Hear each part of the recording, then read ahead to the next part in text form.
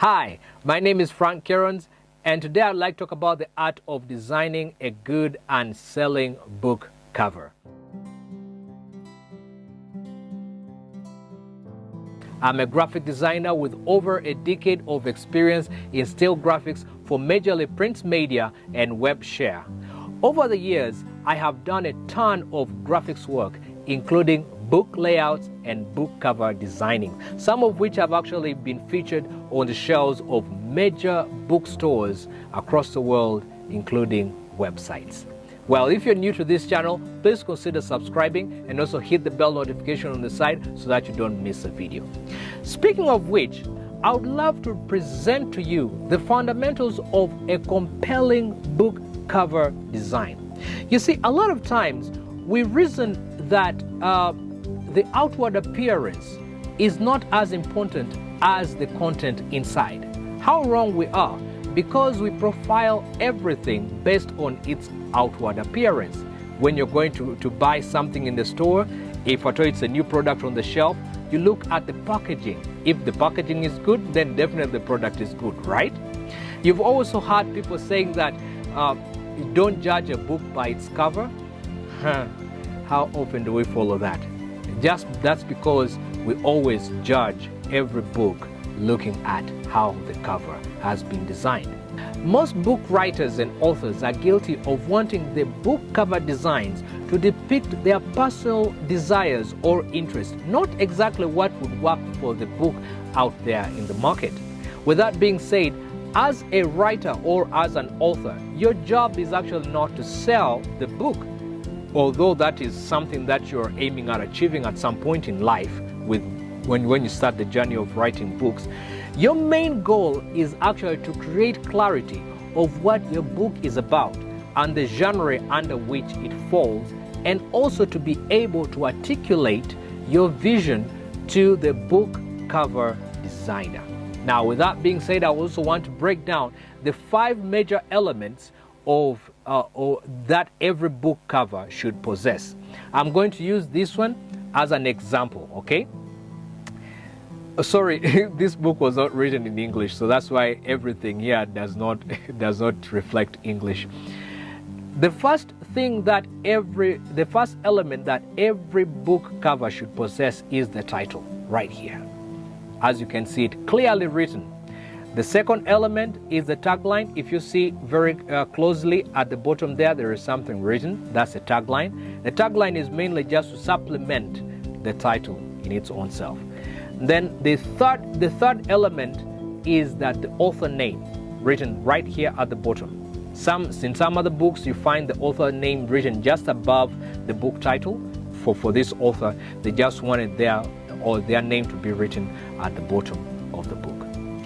The fourth element is the foreground. The foreground, which is mainly the imagery that is featured on the book cover. For this case, this is the image right here. And this image was a drawing, an imaginary drawing that an artist had to draw so that it would be included on this book, causing the book to be an original composition throughout. The fifth element is the background. Hardly do people think about the background. For this book, we decided to go with wood brown for the background. Now, talking about the elements of the book cover, I took the liberty of stating down some fundamental key elements that you should not miss out every time that you are going to design the book cover for your book. Number 1 is that you have to know the target audience. You have to understand the target readers, the people who are going to finally read your book. Your book cover should appeal to them and give them an immediate sense of interest and also an immediate sense of knowledge of the genre of the book and also the content inside of the book. Number 2, the title and the author's name should also be clearly stated out in bold letters or in clear letters, whereby someone is able to read them even though they are at a distance. So you have to use fonts that every layman is able to relate to. Number 3 is the imagery or the visual imagery. Now, this for this particular case, you see, like the book that I was using as an example, they decided to use a drawing. It was just an imaginary drawing. It's an original composition. You may want to use a photo. I would advise you to use a high definition photo so that the photo is not distorted at the time of printing. Okay, so number 4 is the color theme or the color scheme. A lot of times we want the color scheme to depict our own favorite colors, right? Let's say, for instance, you're a lady, you write a book about a love story, so you want the color scheme to be in relation to what would best work for you, and you forget the reader who is finally going to read about it. So you have to use the colors that complement the genre and the mood of the books. Different colors invoke different emotions, so you have to choose wisely the colors that you have to feature on your book. Number 5 is the typography or the kind of fonts that you're going to use. You have to also pay attention to the choices of the lettering style that you're going to use on your book. The typography should be clear and easy to read and also aligned with the book's theme. Let's say, for instance, you write a book which is under the category of mystery, or under the category of investigation, or under the category of horror, and then you want to use a clean font or calligraphy on a horror book, or perhaps you write a story about child's upbringing, but you want to go ahead and slap on bold letters which do not complement the theme and the mood of the book. Number 6, your book cover design must be simple. You know, a lot of times we've always fallen victim into this. We want a lot of things to be used to tell the story of what the book is about, even without someone reading. Unfortunately, when you embed a lot of imagery or use a lot of designs on the book cover, it ends up being crowded and less attractive. A cluttered cover can be overwhelming, so aim for a clean and uncluttered design that is easy to understand at a glance. Okay, we've always fallen victim of some of these things. The English word for the English sentence would be less means more. So the less you put there, the more it will put out. Number 7 is that look out for consistency. So you have to ensure that the cover design is consistent with the book's interior. In other words, the cover is a complement of the story inside of the book and also its formatting. All right, it has to work hand in hand, whereby when someone sees the cover, they know that this book may fall under this category. Let them have that mysterious concept, mysterious understanding of what the book is about. So this helps in creating a cohesive and professional look for your book.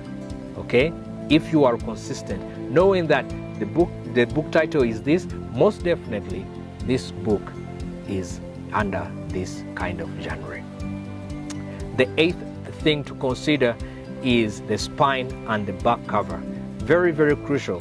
Remember to have the title of the book on the spine, and also don't forget to include the name of the author and also on the spine as well. Okay, just as I said before, very, very important. Another element, you may want to do this or you may not want to. We believe in art that it is very okay to copy. The problem is that when you copy and paste, that is where you lose the originality. But it's always very good to copy someone's invention and re-innovate it, or you copy someone's design and you work upon it, or perhaps you add on some few things of your own touch.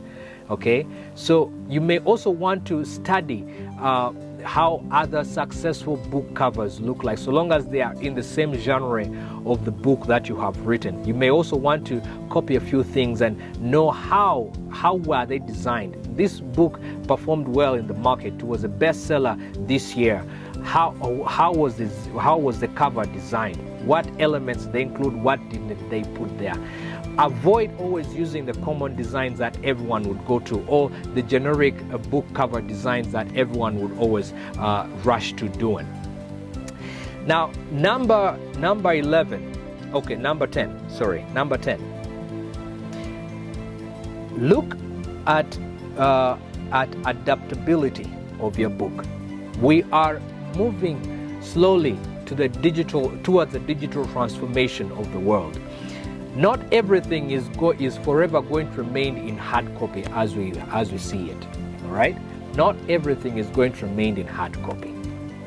Remember that we are transforming digitally right now, so you may want to be in position of converting your book to be compatible with an ebook, or to be compatible with a Kindle, to be compatible with a phone, whereby if someone comes across it on any major web stores such as Amazon, they are able to identify it and click it and buy it. Okay, so which means that you have to look at trying to diversify the formats in which you produce your books. And then finally, I would like to leave this with you. If you are, if you have skills in graphics designing, then you are on a safer zone. So provided that you have access to the designing tools, and you have access to a computer. Okay, if you have access to that, now remember this one thing, that whenever you're designing your book cover, make sure that you leave enough margin from the edge of the book to where your artwork actually begins. The reason that's why I'm saying that is because if at all your book gets handled multiple times and it grows weary, someone would want to rebind it, okay, would want to recover it, or put another cover on it. And the process of doing that, they always trim the edges, okay? Now, when they trim and your artwork is so close to the edge, there's a possibility of losing a chunk of it, and it will make your book look ugly. So make sure that you leave a big space from the edge of the book to where your artwork actually begins. But if you do not have graphics skills, you may want to consider hiring a graphic designer or a professional graphic designer, because they actually know and understand a lot of these things. It's not with a lot of money, so it's just some little money that you may put aside so that you can hire a professional graphic designer to do for you some of this work. Take for instance, I myself, I am in the same line of profession in graphics. So I would be very glad to help you. Just search for me across all our social media platforms as Frank Kerons, all right? Frank Kerons, across all social media platforms. Alternatively, you can give me a call, or you can text me or WhatsApp me on this very number, which I'm going to read out to you right now. It's +256 701 599 639. I'll repeat, +256 701 599 639. I'll be glad to receive your call and be glad to work with you. Remember that your book cover is the first thing that your potential reader sees, and it plays a significant role in their decision to pick it up or to click on it from the web stores to be able to download it. All right, so investing time, and if necessary, investing some little money in designing a good book cover is very crucial, and it's a very key element in the success of the publishing of your book. Taking note of all that I have said, those are the key fundamental elements of designing a compelling book cover. My name is Frank Kerons. Once again, don't forget to subscribe if you're new, and also hit on the bell notification, and also give this video a thumbs up, share it with your friends and family. I'll see you again in another video someday. Ciao.